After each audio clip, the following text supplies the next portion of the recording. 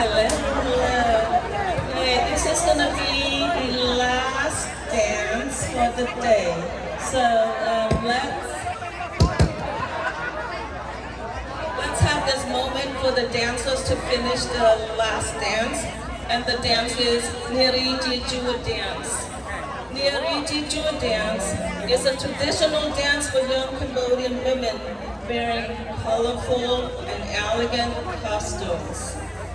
The dance reminds the Khmer people of rich culture that has been nourished through the generations, and it is well known among the neighboring countries of Southeast Asia. This dance performed by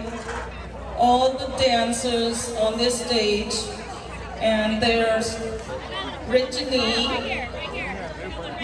Dahlia, Nia, Melanie, Natika,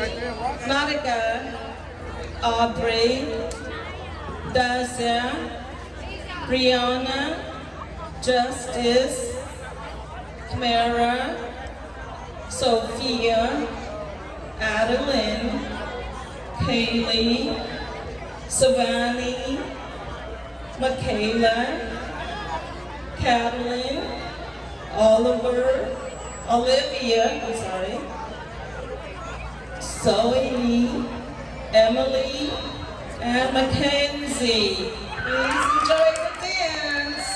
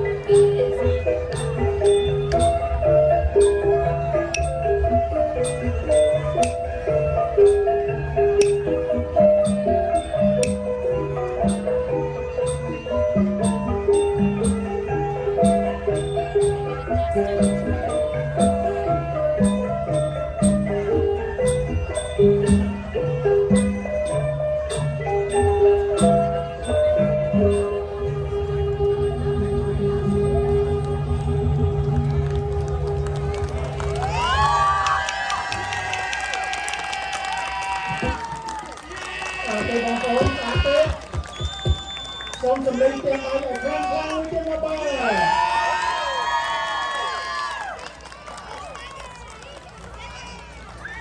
ស្រស់ស្អាតណាស់អ្នកគ្រូគឺពូកែគឺថាលោកពូកែនឹងបង្ហាត់កលបុត្រកលពីដាយើងឲ្យរងបានស្អាតតែម្ដង1 2 3សូមស្វាគមន៍ទាំងអស់ឲ្យខ្លាំងខ្លាំងមកបាទអរគុណច្រើនអ្នកគ្រូសូមគោរពអញ្ជើញអ្នកគ្រូឡើងមកខាងលើបាទខ្ញុំសែនប្រពន្ធណាអញ្ជើញមកខាងក្នុងនេះបាទខ្ញុំសូមថ្លែងអំណរគុណអូនស្រីហូបឡកដាសូមស្នូទាំងដៃមួយឲ្យអ្នកគ្រូមកបាទសូមស្នូទាំងដៃខ្ញុំសូមប្រកាសបន្តិចអំពីការប្រឹងប្រែងរបស់អ្នកគ្រូបាទអ្នកគ្រូសូមឲ្យតែរំខ្លួនឯងក៏បញ្ចេះផងស្ដាប់តែចេះបង្ហាត់កូនខ្មែរឲ្យចេះរំបាច់របាំប្រពៃណីខ្មែរយើងបងសែនអរគុណខ្ញុំសែនអរគុណព្រមទាំងគណៈកម្មការទាំងអស់រួមជាមួយនឹងបងប្អូនខ្មែរទាំងអស់នៅក្នុង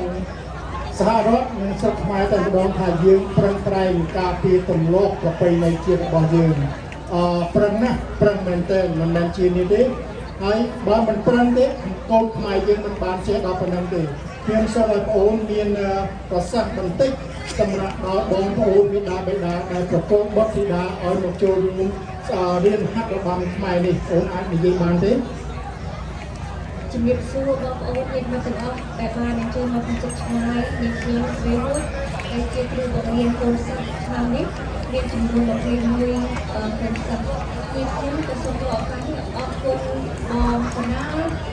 បង Karen បងចន្ទទូនិងសរឿកដែលជួយបកស្រាយដល់កូនស្រីនាងខ្ញុំក៏មិនអាចកើតធ្វើការបង្រៀនបានសម្រាប់បំបត្តិក្នុងបានមានការបែកបាក់ក្នុងសិស្សដូចជាសេរីមកកណ្ដាលពុទ្ធសេរី Sandra Monica Rosie Paul Matthew ให้บอกของฉันแต่สาวของฉันลูกแต่สาวของฉันกดมาอีกแล้วกดมาเชียร์เนี่ยโอ้แบบบานเราดำเนินขายเองกับเราเสริมประมาณเนี่ย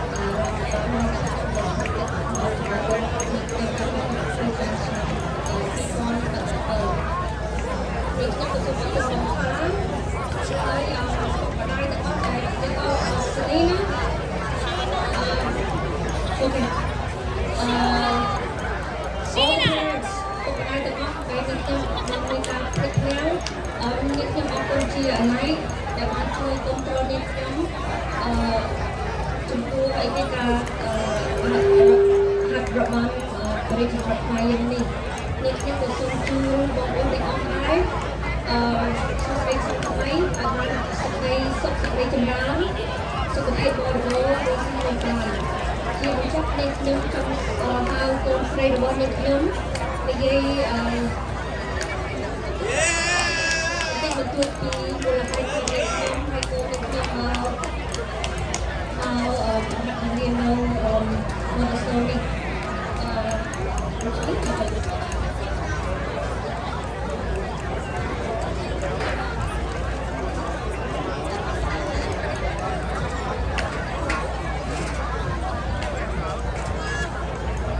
Alright, hello everyone, my name is Richie. This is my 5th year dancing at Modesto Temple. My experience here has been extremely rewarding. I think the best part is being able to work with all of these students here and watching them progress as dancers and seeing them bond with one another. And also it has enriched my experience, it has enriched my knowledge about my own culture. So I'd like to take a few quick moments to talk about why my mom and I, why we are very passionate about teaching Khmer classical dancing. And the main reason is because we just want to preserve this art form and we want to do as much as we can by passing down whatever knowledge that we have to the younger generation. So although all of these dancers here may be young, once they put on these traditional costumes and once they perform, they represent something so much bigger than themselves. And they transcend from your daughters, your sisters, your nieces, and your granddaughters to custodians and keepers of this 1,000-year-old Khmer art form.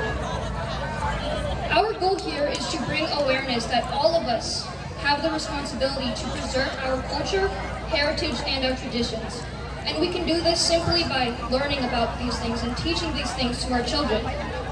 With that being said, we want people to recognize that Khmer classical dancing is as much of a cornerstone as Angkor Wat is to Cambodian culture, and therefore deserves as much respect and reverence. Thank you so much and happy Khmer New Year.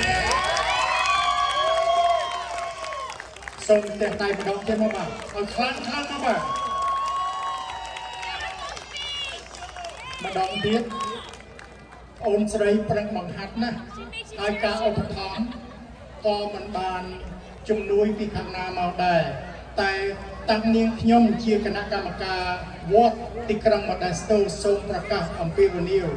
ដល់មហាគ្រួសារខ្មែរបើសិនជាលោកមានការចង់ឧបត្ថម្ភ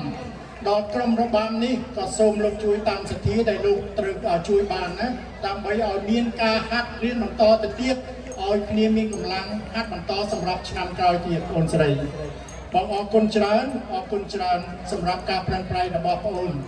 អូខេបងអូនមានអ្វីដែលត្រូវថ្លែងអំណរគុណឬក៏ចង់និយាយបន្តទៅទៀតទេបងអរគុណបងអូនច្រើនអូខេអរគុណច្រើនអូខេបាទ